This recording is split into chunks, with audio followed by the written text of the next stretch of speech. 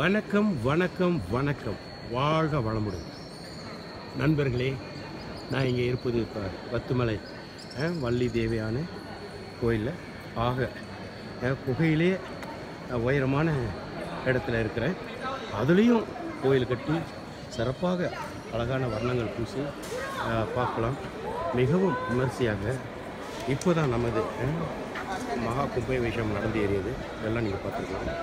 இங்கே பாருங்கள், குகையிலேயே குகைக்குள் முருகனுக்கு கோபுரம் கட்டி அழகு பார்த்த நமது இந்த ஸ்ரீ மகாமாரியம்மன் தேவஸ்தான குழு தலைவராக தன் ஸ்ரீ நடராஜாவும் அவர் தன் குழுவினர்களுக்கும் முருகனுக்காக இங்கே பாருங்கள், வேல் முருகனுக்காக மிகவும் பிரத்யேகமாக ஒரு பெரிய கோபுரம் கட்டி இங்கே மக்கள் பக்தர்கள் வணங்க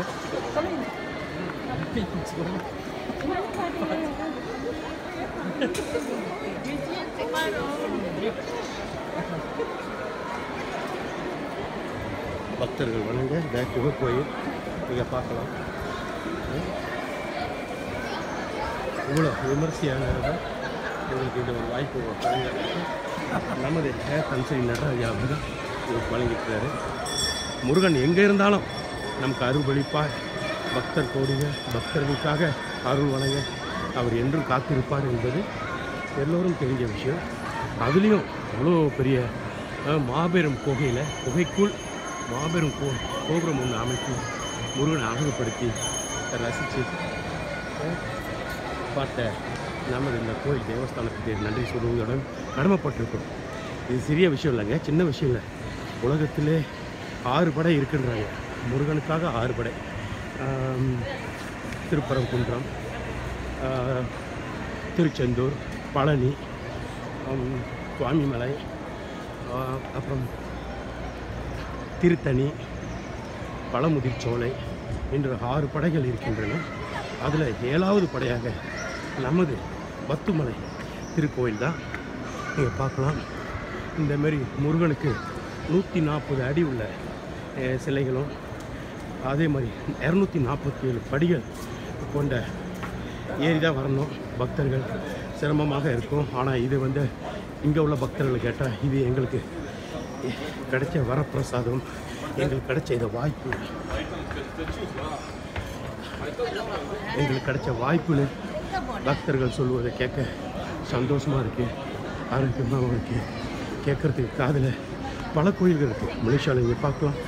சுவாமி மலை, தண்ணீர் மலை, குகை மலை, அதுமாரி மரத்தாண்டவர் கோயில், இன்னும் இந்தியாவில் கூட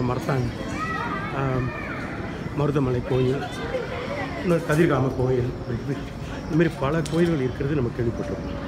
ஆனால் இருந்தாலும் உலகத்தையே திரும்பி பார்க்க வச்ச முருகனுக்காக பெரிய ஒரு சிலை அமைத்து உலகத்து தமிழர்கள் மட்டுமல்ல பிற இனத்துக்காரர்களும் திரும்பி பார்க்க வைத்த நமது தன் ஸ்ரீ நடராஜாவும் அவரோட கனவுக்கும்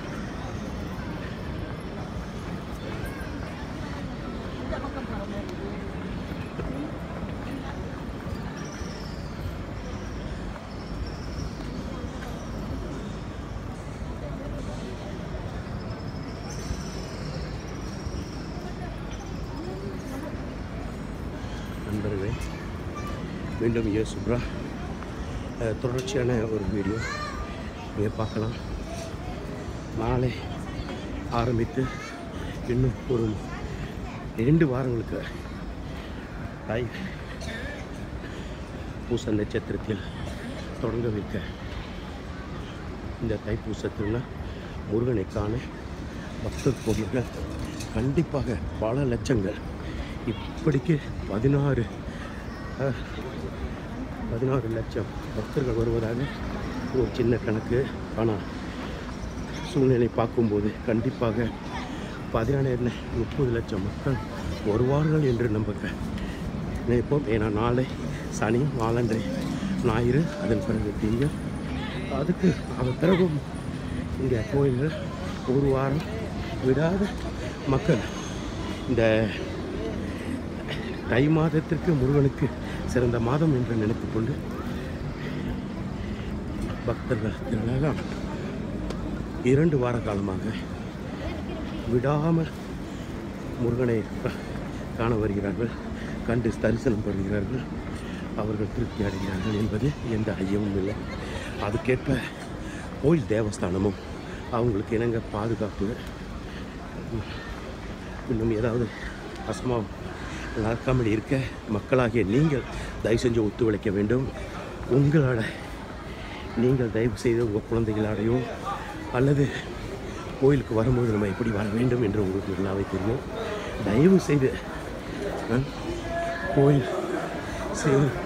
கோயிலுக்குன்னு வழங்கப்பட்டிருக்கிற உங்களுக்கு தெரியும். நம்ம சொல்லி நம்ம என்ன சொல்லிட்டோம் அப்படின்னு சில பேர் சொல்லுவாங்க. குறைகள் கண்டுபிடிக்காங்க, நிறைகள் நீங்களும் சேர்ந்து இந்த கோயில் நமது தைப்பூச திருவிழா வெற்றி அடைய வேண்டும் என்று பிரார்த்தனை பண்ணுங்கள்.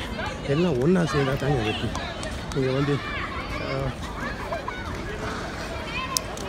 உங்களால் முடிந்த நீண்ட அளவுக்கு கோயில்களுக்கும் இங்கே வர்ற பக்தர் கோடிகளுக்கும் உங்களால் நீண்ட அளவுக்கு உதவி பண்ணுங்கள், நல்லது செய்யுங்க. கண்டிப்பாக அப்போ முருகன் உங்களை கைவிட மாட்டார். நமக்கு விழா காலங்களும் சரி எல்லா காலங்களிலும் நம் தமிழர்கள் பக்தி சளைத்தவர்கள் அல்ல என்பது உங்களுக்கு நன்றாகவே தெரியும். முழு பௌர்ணமி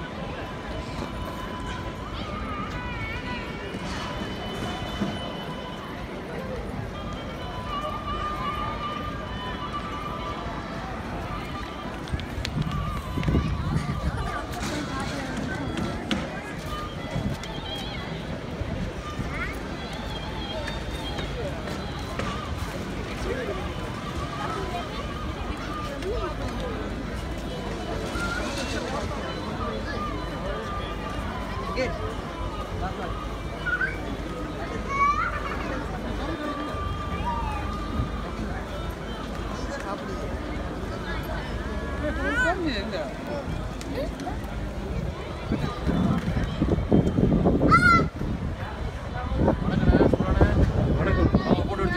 அது வந்து எடுத்து முடிச்சிடலாம்.